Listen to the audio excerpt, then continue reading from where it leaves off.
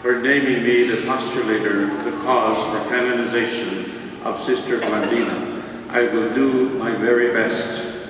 I flew all the way from Las Cruces today on this very hot day. It's really the hottest day I've ever experienced in Santa Fe. Welcome to Las Cruces.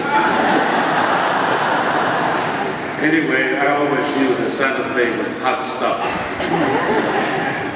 The Archbishop introduced me, but I want to introduce some sisters from the community, from the congregation of Sister Blandina. They flew even further than I did. They flew from Cincinnati, and they are here. Let us welcome the sisters.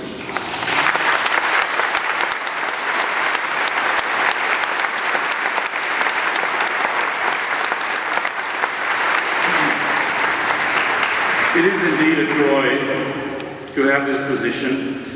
I think one of the reasons they asked me to be postulator was simply because I'm retired.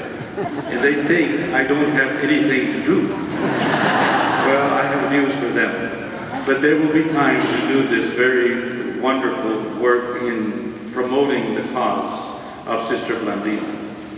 It's about time that we had someone from New Mexico who had worked in New Mexico, was part of the church life of New Mexico, who laid some of the foundation stones for this great church in our great state. It's about time that we presented someone for canonization.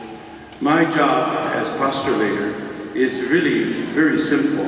It's really to gather the evidence of her sanctity and of the remarkable Christian life of discipleship and apostle. That is my job, to look at the evidence. Together with Mr. Sanchez and the St. Joseph Healthcare people, we will present the evidence to the judge. And the judge is no one less than Archbishop Sheehan. So we will do this work. We've already started. There's a lot of protocol, a lot of detailed work in a cause for canonization. We've already done some of those things. For one thing, the postulator, that's me, had to visit her grave. She's buried in Cincinnati. I think we want to make sure she's good and dead. So we did that. And then we went to the wonderful, wonderful archives of the Sisters of Charity in Cincinnati. I think this is really going to expedite the cause because they have it so well organized. Thanks to the archivist who is here, Sister Victoria. Thank you so much for your work. And she's going to be of immense work.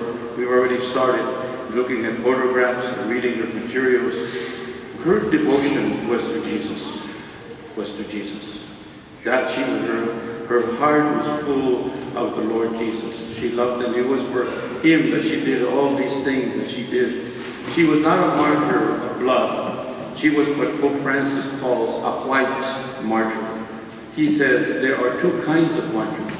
Those who shed their blood, like Saints Peter and St. Paul, but also there are white martyrs, those who sacrifice their lives. And all of us can be those kinds of martyrs. And Sister Blandina shows us she's an example. She's an inspiration for all of us to be those white martyrs, to sacrifice ourselves for the cause of Jesus' kingdom, to work for his church, to work as apostles, especially now in what is called the new evangelization. We need someone to inspire us, and she is certainly one. She had a passion. She had a drive. Her name is Blandina, but there's nothing bland about her. She was a firecracker, and she did all kinds of things. And she started from scratch and built some of the first schools in New Mexico, public and Catholic, the first hospitals in New Mexico, almost from scratch. No doubt we will discover in our research on her life what was in her heart. Her devotion to Jesus, we know, her devotion to the Blessed Virgin Mary.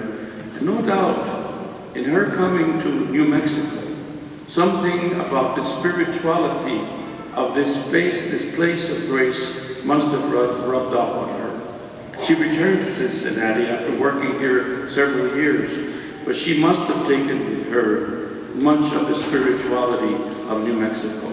She knew of the penitentes and all the other devotions that were so strong here, have always been so strong here in Santa Fe and the surrounding area. So it's a pleasure for me to do this work, and I know that the work will be expedited with the help of the sisters, with the help of St. Joseph Healthcare, and that I hope that soon we will be able to call her not just servant of God, but Blessed Blandina, and some of you young people will live to see her called Saint Blandina.